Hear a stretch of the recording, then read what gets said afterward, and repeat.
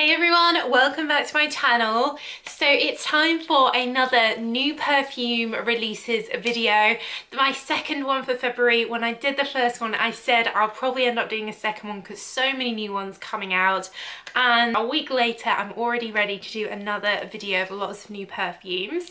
So if you're new here, welcome to my channel. It's all about perfumes. I cover new releases, I cover range reviews, I cover hundreds of different things. I have hundreds of reviews, so do check them out and do subscribe if you're not already. I would love to have you here. So I've got quite a few new releases to explain and take you through. I think I'm going to start with the new Narciso Rodriguez. So this one I wasn't really expecting from Narciso. They released a Fleur Musk Eau de Parfum a few years ago, which, if you're not familiar with their fragrance for her, is a clean, fresh, powdery that lasts really long. Very pretty, very powdery. I really rate it. And then their Fleur Musk version was like a florally version of that, essentially rose and musk.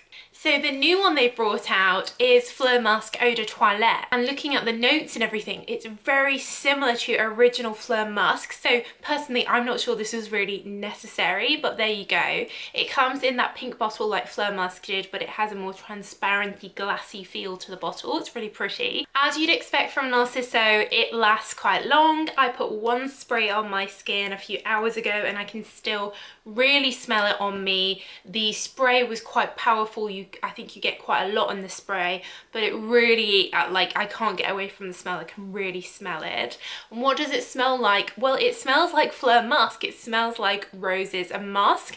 The main difference between Eau de Parfum and Eau de Toilette Fleur Musk is that this doesn't have the peony in within the Eau de Parfum, and instead it has more woody notes in it. So for me, this Eau de Toilette version feels a little bit more wintry, whereas Fleur Musk original was a bit fresher with the peony in. I love peonies, so I'm actually going to say that I prefer Narciso Rodriguez for her Fleur Musk Eau de Parfum, not the new Eau de Toilette version, just because it was a little bit lighter, a little bit fresher. This rose is a bit more musky, a bit more heavier, whereas that was a fresher rose, which I personally prefer. But to be honest with you, they're not that dissimilar. So like I said, I'm not sure how necessary this fragrance was, but overall it's really good for lasting. It's really strong. If you like powder, you like rose, then this is the one for you. Next we have a new one from Chloe. Their Chloe Nomade range now has an Absolu. So we have Eau de Parfum, Eau de Toilette, and now Absolu, which is the darker liquid, darker bottle. This has lasted quite well, definitely better than the Eau de Parfum and of course the Eau de Toilette.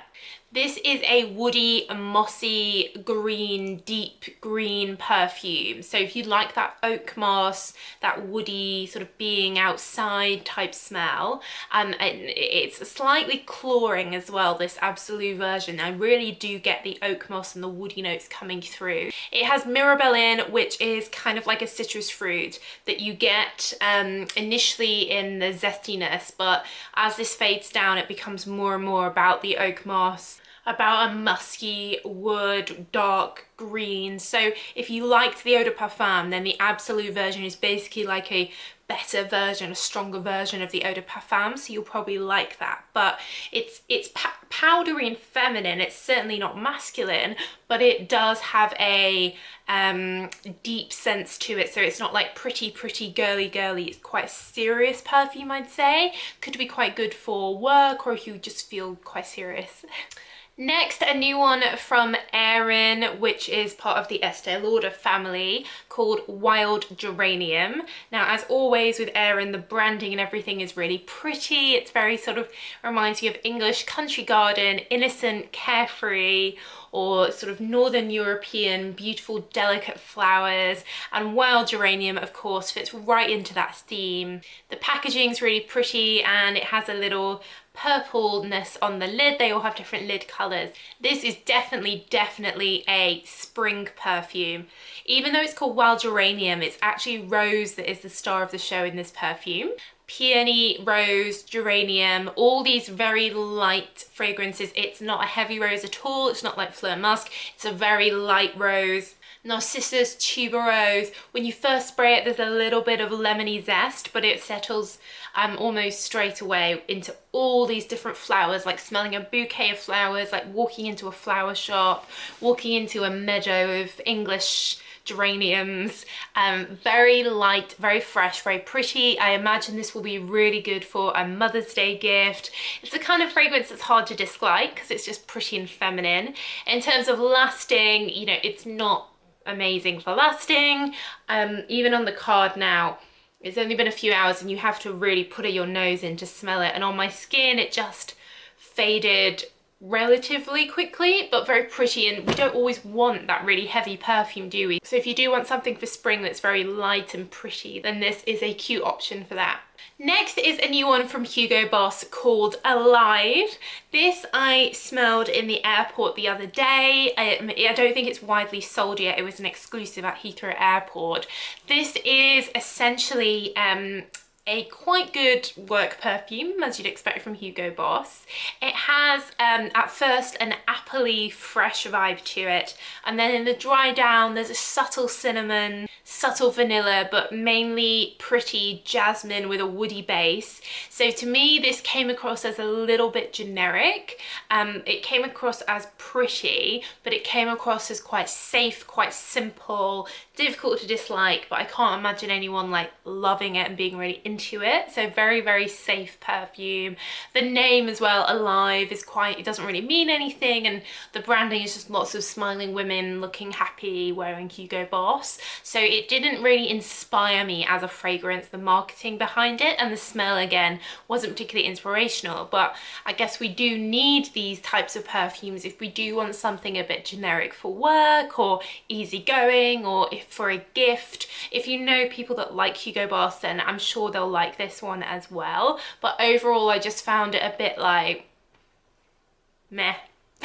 Next we have some limited editions from Guerlain in their Aqua Allegoria range. These aren't new perfumes, but they are limited. So their Rosa Rosa perfume, which is a musky woody rose. This has come out in a limited edition for Chinese New Year, which is all red. So I think this is much nicer than just having a plain bottle like the original. The red really stands out when you see it at the Guerlain counter. And if you like roses, then this is such a beautiful bottle to have on your dressing table. I have done a review of all the Guerlain Aqua Allegoria range, which I really love, so I'll leave that linked. They've also done a limited edition of Flora Cherisia, so like cherry flower, cherry blossom perfume with beautiful blossomy cherry pictures on, and there's a whole accompanying range. I saw this in the Paris airport and Charles de Gaulle airport, and all different things like lipstick covers and sort of powders and things, all with this same theme, this pretty cherry blossom theme. So really beautiful. This is like a rosy blossom. It also has watermelon in, which helps keep this a bit fun and fruity. So I really like this. I like Rose and Rosa, and I really like these new packaging. And then finally we have a new one from Jimmy Choo. Every year Jimmy Choo Blossom brings out a special edition, a limited edition. They all look relatively similar, and they do smell relatively similar as well. This year we have the 2020 edition, which is a fruity version of Blossom, kind of like a spring summer version. It comes in a 40ml and a 60ml, and it's essentially like fruity frangipane with the blossomy floral notes that we recognize from Jimmy Choo Blossom. So again, this I think will be lovely for a gift for Mother's Day.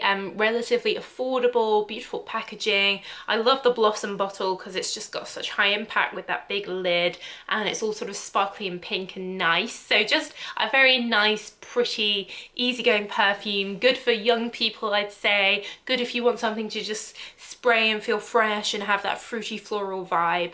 Very sort of light-hearted, easygoing. So that's it on the new ones for now, guys. Let me know if you've tried any of these yet, and I'm sure I'll be back sooner than you can imagine with another new perfumes video.